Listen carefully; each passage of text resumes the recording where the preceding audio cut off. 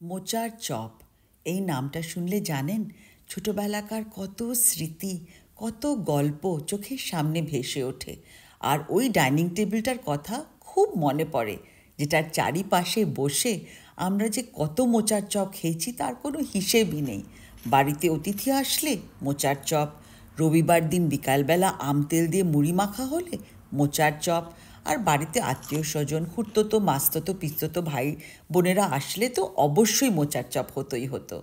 একটু কঠিন মোচাটাকে পরিষ্কার করা, কিন্তু যদি আপনি সঠিক পদ্ধতিটা জানেন তাহলে তো কোনো ব্যাপারই না। মোচাটা পরিষ্কার করে কুচো কুচো করে কেটে নেবেন।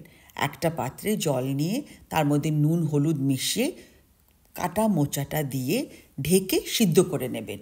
এরপর আরেকটা পাত্রে সর্ষের তেল নেবেন। সর্ষের তেলটা গরম হয়ে যাওয়ার পরে কুচনো পেঁয়াজ, রসুন, আদা, লঙ্কা ভালো করে ভেজে নেবেন।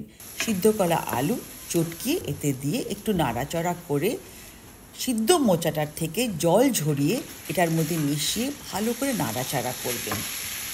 কিছুক্ষণ পরে বাদাম দেবেন, আর তারপরে একটা মশলা তৈরি করতে হবে। শুকনো লঙ্কা, জিরে, মৌরি, লবঙ্গ, দারচিনি, এলাচ ভালো করে ভেজে এই মশলা তৈরি করে এটা মোচার মিশ্রণে মিশিয়ে দেবেন।